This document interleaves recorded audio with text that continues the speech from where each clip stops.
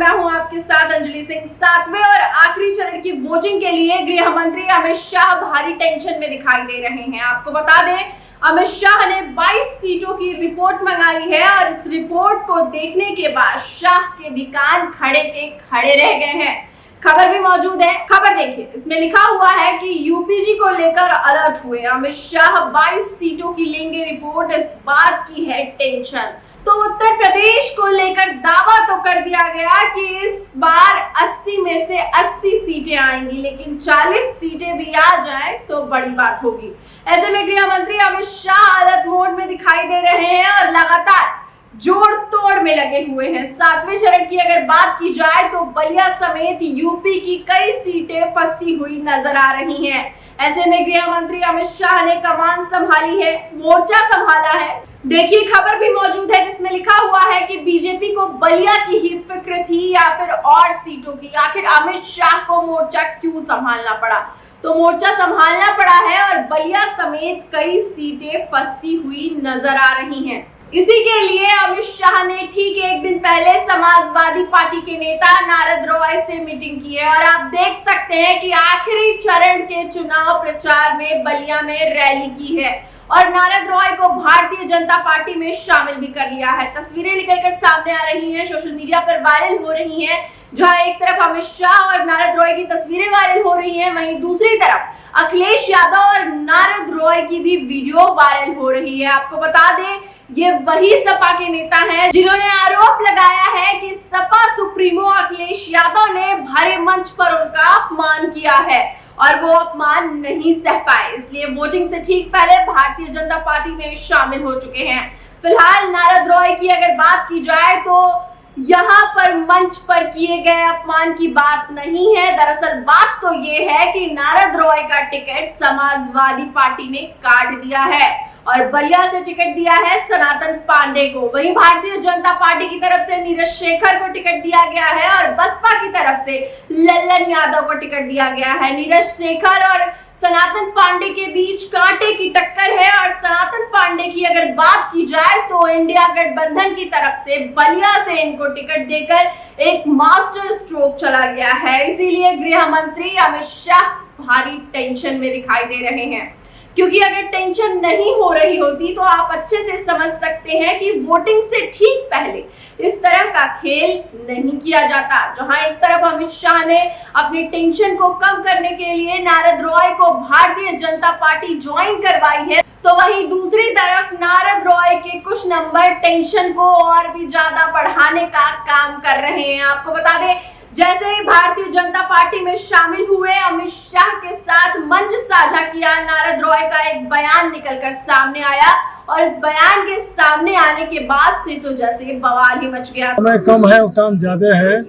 इसी 3 दिन में समाजवादी पार्टी की तरह ही पूरे पूर्वांचल में करूंगा। तो आप देख सकते हैं कि नारद राय, जो कि अखिलेश यादव के अंग संग रहा करते थे, भारतीय जनता पार्टी ज्वाइन करते हैं, किस तरीके से तुरंत विचार बदल गए। कहना है कि सपा की 3 दिन में 13वीं करवा दूंगा। जैसे ही ये बयान निकलकर सामने आया, सपा सुप्रीमो अखिलेश यादव ने धज्जियां उड़ा दी, तगड़ा जवाब दिया है और अमित शाह को भी लपेटे में लिया है। घोषणा में कहा है कि गाजीपुर, मऊ और बलिया तीनों सीटों पे 3 दिनों में समाजवादी पार्टी की तरह ही कर दूंगा। क्या कहेंगे उनके बयान को लेकर? 13 दिन बाद होती है। कहे समय बहुत कम ना 13 दिन बाद होती है। जिस दिन स्टेटमेंट दिया है उसके 13 दिन बाद देखना किसकी 13वीं होती है।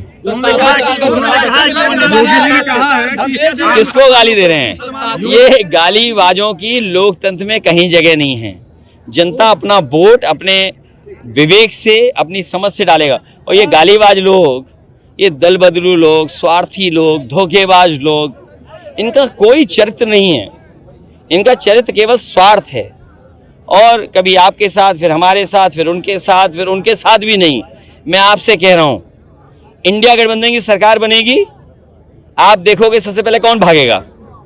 तो सुना आपने, नारद रॉय ने भारतीय जनता पार्टी को ज्वाइन करते ही किस तरीके से बवाल खड़ा कर दिया है। कहना है कि 3 दिन में 13वीं करवाएंगे। वहीं दूसरी तरफ अखिलेश यादव का कहना है कि ये 3 दिन में क्या 13वीं करवाएंगे, हम 13 दिन में इनकी 13वीं करवा देंगे। आप 13 के बाद देख लेना कि कौन कहां भाग खड़ा होता है। ये धोखेबाज लोग हैं, ये ना आपके हैं ना हमारे हैं, ये उसके हैं जिसकी सत्ता है। और आप देख लेना, जैसे ही इंडिया गठबंधन की सरकार बनेगी ये लोग भाग खड़े होंगे। तो अखिलेश यादव ने जवाब दिया है और तगड़ा जवाब दिया है। वैसे भी मैं आपको बता दूं कि गर्मी के बावजूद अखिलेश यादव की रैली में जैसा जनसैलाब दिखाई दे रहा है, इंडिया गठबंधन जैसे उत्तर प्रदेश में मजबूत दिखाई दे रहा है, ऐसे हालातों में भारतीय जनता पार्टी की हालत खराब है। और ये हालत और भी ज्यादा तब खराब हो गई जब पूर्वांचल में राजा भैया समेत कई बड़े नेताओं ने बगावत कर दी है। फिलहाल मैं आपको बता दूं, अगर बलिया की बात की जाए तो बलिया में कुल मतदाता 19 लाख है, ब्राह्मण मतदाता 15% है, राजपूत मतदाता 13% है, जबकि यादव मतदाता 12% है। तो राजपूत आप जानते हैं कि राजा भैया के अखिलेश यादव के साथ जाने के बाद से पलटता हुआ नजर आ रहा है और ब्राह्मण को तो लेकर वैसे ही साइलेंट वोटर हैं। ये अभी कुछ बोल नहीं रहे हैं, लेकिन ये सत्ता परिवर्तन कर सकता है। और वैसे भी अखिलेश यादव की तरफ से सनातन पांडे को टिकट दिया गया है, तो ये एक तरीके का मास्टर स्ट्रोक है। यादव की बात की जाए तो आप जानते हैं कि यादव समाज किस तरीके से समाजवादी पार्टी के साथ जुड़ा हुआ है। आगे देखिए, अगर बात की जाए तो भूमिहार मतदाता यहाँ पर 8% है, मुसलमान मतदाता 8% है, एससी मतदाता 15.5% है और एससी एसटी मतदाता 2.5% है। तो ये है बलिया का जातीय समीकरण, और ये वो जातीय समीकरण है जो भारतीय जनता पार्टी की ईंट से ईंट बजाने का काम कर रहा है। इसी के लिए गृह मंत्री अमित शाह भारी टेंशन में दिखाई दे रहे हैं। अगर 7वें चरण की वोटिंग की बात की जाए तो 57 सीटों के साथ ही उत्तर प्रदेश की 13 सीटों पर भी मतदान होने वाला है। इसमें शामिल है महाराजगंज, गोरखपुर, कुशीनगर, देवरिया, बांसगांव, घोसी, सलेमपुर, बलिया, गाजीपुर, चंदौली, वाराणसी, मिर्जापुर और रॉबर्ट्सगंज।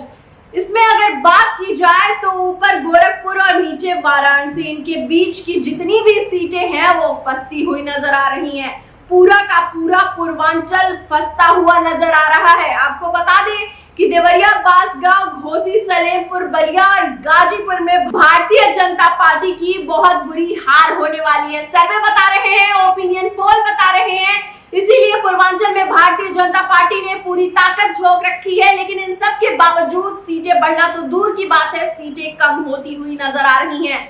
अब आप ये खबर देखिए, खबर में साफ लिखा हुआ है कि ओपिनियन पोल बीजेपी ने यूपी में लगाया दम, फिर भी सीटें हार रही हैं। कम पूर्वांचल क्यों बन रहा है?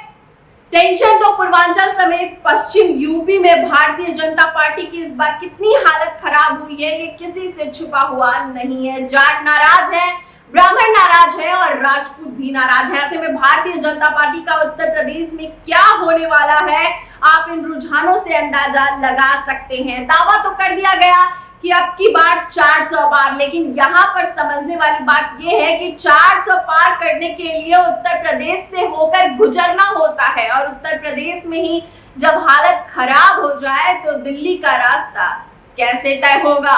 अब आप समझ सकते हैं। तो फिलहाल इस पूरी रिपोर्ट पर आपको क्या लगता है, भारतीय जनता पार्टी का पूर्वांचल की सीटों पर क्या होने वाला है, और साथ ही साथ उत्तर प्रदेश की 80 लोकसभा सीटों में बीजेपी की कितनी सीटें आएंगी? जो भी आपकी राय है हमें कमेंट बॉक्स में जरूर लिखें। वीडियो को ज्यादा से ज्यादा शेयर करें, सब्सक्राइब बटन दबाएं, हमारे चैनल को लाइक करें, ज्वाइन करें।